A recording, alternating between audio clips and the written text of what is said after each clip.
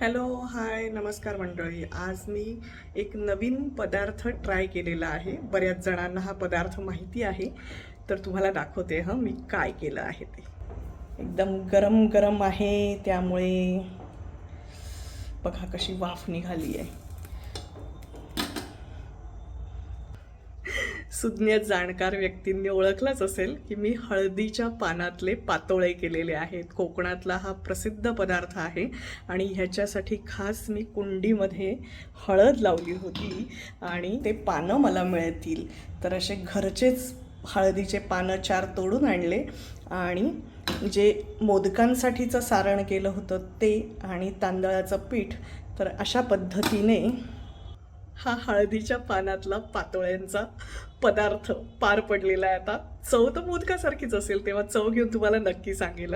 Thank you so much. Meenal Advait चॅनलला like करा, share करा, सबस्क्राईब करा. असेच नवनवीन पदार्थ तुम्हाला पाहायला मिळतील. बऱ्याच जणांना हा पदार्थ माहिती असेल, पण माझ्यासाठी नवीन होता. थँक्यू. त्या हळदीच्या ह्याचा इतका सुंदर सुवास सुटलेला, इतकं छान वाटतंय की बस.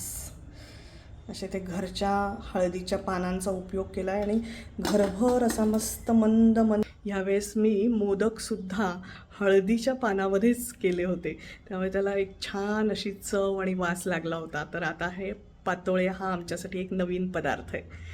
नक्की तुम्ही पण करत असाल तर सांगा कॉमेंट करून.